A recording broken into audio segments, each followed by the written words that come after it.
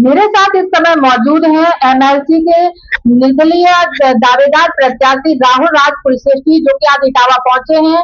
उन्होंने एक जनसभा को संबोधित किया है और उनकी आगामी जो स्नातक एमएलसी चुनाव है उसको लेकर तैयारियां हैं कि किस तरीके की तरह की तैयारियां हैं और वो इटावा पहुंचे हैं। इस संबंध में क्या कहना चाहेंगे, जानने की कोशिश करेंगे। जी सर।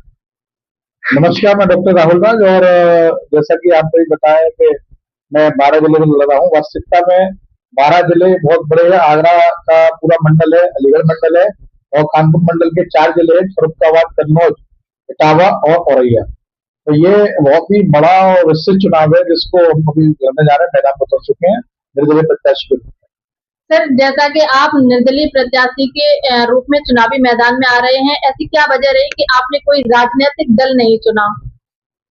देखिए, ये चुनाव जो एक संगठन का चुनाव है। मैं वित्तीय जो संस्था है उनकी राजनीति करता हूँ लगातार पिछले 15 वर्षों से।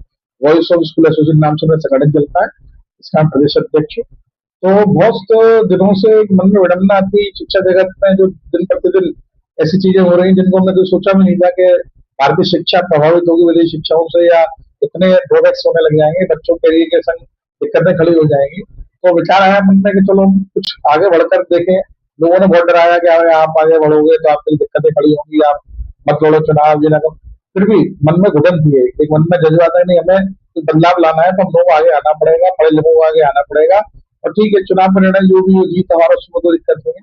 रिपब्लिक का भरपूर सपोर्ट मिल रहा है, मैं जीतूंगा। लेकिन एक जो बदलाव मानसिकता में ग्रेजुएट लोगों के, या जो लोग पढ़े लिखे हैं, उनकी मानसिकता में बदलाव लाना आवश्यक जरूर है कि आप कुछ भी परिवर्तन ला सकते हो। ये आपके अंदर, आपके जज्बात क्या है, आपके अंदर देश के प्रति भावना क्या है, आप देश के लिए क्या नया करना चाहते हो, क्या सोचते हो, जो उसको प्रदर्शित करता है। मैं करता हूँ, मैं देश से बहुत प्यार करता हूँ, इसलिए मैं अपने आपसे निजी स्वार्थ में प्यार न कर रही। या तो मेरे को सामने दो उपलब्धियां थी। मेरे अपने कॉलेज है, मैं संपन्न हूँ सब चीजों में, भगवान का आशीर्वाद है। एक तो मैं अपनी लाइफ चुनता, डॉक्टर राहुल अपनी निजी जिंदगी चुनते, परिवार को संग लेना, अपना भी ले रहा हूँ, लेकिन पूरा समय कहीं नहीं देना अपने परिवार को देना, और काम भी निकलते हैं। और या मैं एक सामाजिक जिंदगी चुनता जो मैंने चुनी है। अगर मैं अपने ही परिवार के बारे में सोचता तो हो सकता है मैं 5-6 लोगों का भला कर पाता और को तरक्की कर पाता। लेकिन अगर मेरे अंदर कार्य करने की शैली है, जज्बा है, तो मैं आज पूरे देश में जितने स्नातक हैं, मेरे 12 जिले में जितने स्नातक हैं, मैं उनके लिए कुछ नया करके, नई उपलब्धि करके एक उदाहरण बनाना चाहता हूँ, जिससे आने वाले समय में हर व्यक्ति, हर आम व्यक्ति, मेरी तरह आपकी जैसे आप है वैसे मैं हूँ, आगे बढ़कर आए और कोई बदलाव भी सोचे। जैसा कि सर मुझे जानकारी है कि आपके कई शिक्षण संस्थान हैं, कई स्टूडेंट्स आपके यहाँ शिक्षा ग्रहण कर रहे हैं और विगत दिनों में आपने देखा होगा कि देश में शिक्षा व्यवस्था को लेकर, पेपर लीक को लेकर, नीट को लेकर तमाम तरीके की चीजें निकल कर आई। जंतर मंतर पर विरोध प्रदर्शन हुआ, पूरा सिस्टम बिगड़ गया। तो इन सब चीजों को आप किस दृष्टि से देखते हैं, इस पर क्या कहेंगे? देखिए, अपनी बात को रखना शांतिपूर्ण ढंग से, ये तो कोई गलत है ही नहीं। हम अपनी बात है अपने लेटर के माध्यम से कही और समाचार पत्रों के माध्यम से सरकार सामने बात आई कि इस तरह की चीजें हो रही हैं, इसका सुधार की आवश्यकता है। जब नहीं सुनवाई हुई तो मजबूरन युवाओं को बीच में जंतर मंतर पे आकर अपनी आवाज को उठाना पड़ा। अब उसकी आवाज को देख के अन्य, देखिए ये 2 तरह की पार्टी रहेगी इसमें। एक जिन्होंने घाव दिया, और दूसरे दल जो रहे उन्होंने तुरंत मल्लम लेके बच्चों पर लिपाई करी, बच्चों के सिर पर राजनीति कर रहे हैं। ये बहुत गलत है। हमें अपने स्तर से कोई करना है तो करें। अगर हम बच्चों को राजनीति का आधार बनाएंगे तो ये देश का युवा है, आने वाले समय में देश का भविष्य है। इसे हम गर्त में नहीं ले सकते अपने निजी स्वार्थों के चलते। जो गलती है हमें माननी है। आदमी कहीं तो सुनेगा, जनता तो सड़क पे क्यों आई? 15 अगस्त का दिन है, आजादी का दिन है आज। इतने गांधी जी ने आंदोलन करे, क्यों करे? अत्याचार सहते नहीं करे।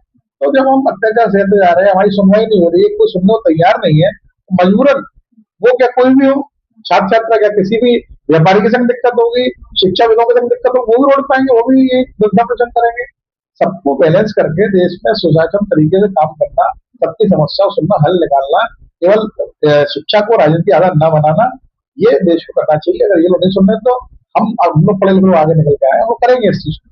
अच्छा सर, अगर आप एमएलसी चुनते हैं इस क्षेत्र से, तो छात्र छात्राओं के लिए और जो बेरोजगारी इतनी फैली हुई है, तो रोजगार के लिए या अन्य कई और मुद्दे हैं जो कि लोगों से जुड़े हुए हैं, उसको लेकर आपका क्या स्टैंड रहेगा?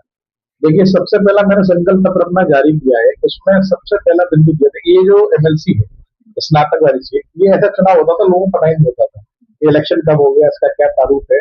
लोग इसमें वोट डालने जाते थे, लेकिन पड़ोसी को पता नहीं होता था कि इसी चुनाव को वोट डाल के आए। इस बार ये सौभाग्य की बात मान लीजिए या जो भी बदलाव मान लीजिए, जनता में जागरूकता मान लीजिए कि ये चुनाव एक आम लोकसभा विधानसभा के चुनाव से बड़े स्तर पे हो गया। लोग जागरूक हो गए हैं, प्रत्याशी जगह जगह जा रहे हैं, जनसभाएं कर रहे हैं, लोगों को बता रहे हैं, चुनाव बारे वोटर बनवा रहे हैं, वोटर बढ़ा रहे हैं। लोगों को पता था कि मार्कशीट हो गई हमें, डिग्री है हमारी, और ये डिग्री हमारी किसी काम की नहीं, अलमारी में उठा के रख दो। लेकिन जब उनको वोट बनाए हम लोगों ने, तो उनको पता चला उनकी डिग्री की कितनी वैल्यू है। उनकी डिग्री के लिए चार चार चक्कर काट रहे, डिग्री फोटो कॉपी दे दिए, फॉर्म भर दिए। जब उनको लगा अच्छा इसका भी कोई यूज होता है, तो लोगों को जागरूकता नहीं थी। और जितने भी इसमें वोटर हैं, ये बहुत अच्छे हैं, पढ़े लिखे हैं। ये कोई वो वोटर नहीं है विधानसभा लोकसभा की तरह जो रात को पर्ची चेंज करने के लिए किसी भी लेवल पर मान सम्मान से जुगाड़ कर लें। ये तो ज्यादातर चुनावों में क्या होता है, आदमी अपने मान सम्मान से जुगाड़ कर लेता है। अच्छा था उन्होंने तेरे को ये गिफ्ट दिया, ये दिया, दिया। अभी एक हाल ही की घटना है कि एक हमारे वोटर के हैं, एक हमारे प्रत्याशी है जो हमारे सामने आ रहे हैं, अभी उनका पक्का नहीं आए नहीं है। उन्होंने गिफ्ट वाउचर्स हुए, गिफ्ट भेजे। उन्होंने कहा किसी की गिफ्ट नहीं, उन्होंने कहा भाई आप वोटर बने तो आपको गिफ्ट है, तो वोटर बनाओ, मैं बनाऊँ गिफ्ट किस चीज का? भाई आप मुझे गिफ्ट देंगे क्या, मेरे को लालच देने के वोट दो? अरे अगर मैं एक गिफ्ट ले लूंगा 100 रुपए का, और आने वाले समय में अगर अच्छा कैंडिडेट आ गया उससे मैं 1 लाख की योजना का फायदा उठा सकता हूँ, तो मैं 100 रुपए में क्यों करूँ? गिफ्ट तो वो है जो जीतने के बाद अच्छा कैंडिडेट आता है, कुछ करता है वो। तो इसलिए संकल्प पत्र हमने हमारे बताया कि सबसे पहला विषय जो रखा है, हर आम युवा रोजगार के लिए, हर शिक्षा के क्षेत्र में बच्चे भी पढ़ रहे हैं, जो पढ़ चुके हैं, जो रोजगार ढूंढ रहे हैं, उनके लिए ई लाइब्रेरी का रखा है। हमने प्रोविजन ये रखा है कि जो विधायक निधि है किसी भी वित्तीय शैक्षिक संस्था में निर्माण कार्य में नहीं लगेगी। पहला तो बहुत क्लियर फंडा है, इसका लोगों ने बहुत विरोध भी किया हमारा, अरे ऐसे कैसे, वो तो निर्माण कार्य लगाने के लिए नहीं। तो सबसे ज्यादा धांधलीबाजी इस पे जो होती है वो भ्रष्टाचार इसी में होता है। निधि का बिल्कुल क्लियर फंडा, वेबसाइट पर निधि जाएगी। बुजुर्ग लोगों की एक समन्वय कमेटी बनाई गई है जो हर एरिया में इस समय चुनाव में भी लगे, आगे भी जो और वहाँ के प्रबुद्ध शिक्षक हैं उनकी कमेटी बनेगी हर क्षेत्र में। और जब भी इस क्षेत्र का कोई काम आएगा, मेरे पास चलाइए ये काम कराना है, मैं उनको भेजूंगा, वो उसकी प्रॉपर जांच करेंगे, जांच करने का उसका अनुपादित बताएंगे कि क्या क्या काम होना है, उसको लेकर चलेंगे। ई लाइब्रेरी प्रोजेक्ट हमारा सबसे पहला है। हम हर ब्लॉक स्तर पर जो भी जिले के अंदर ब्लॉक है, उनमें ब्लॉक के ऑफिस के पास ही कहीं पर कोई भी सरकारी स्कूल होगा या प्राइवेट होगा, उसमें ई लाइब्रेरी बनाएंगे।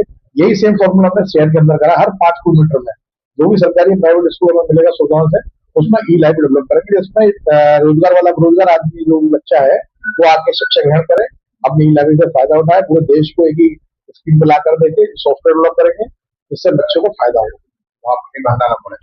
जैसा कि हमारे साथ थे एमएलसी निर्दलीय प्रत्याशी राहुल राज कुलशेट्टी, जो कि आज इटावा पहुंचे हैं, जिन्होंने तमाम महत्वपूर्ण बिंदुओं पर बातचीत की है। वो बताया है कि अगर वह ये एमएलसी चुनाव में जीत कर आते हैं, चुनकर आते हैं, तो वह बच्चों के लिए, बेरोजगारों के लिए, पढ़ने के लिए ई लाइब्रेरी और तमाम तरीके की सुविधाएं उपलब्ध कराएंगे।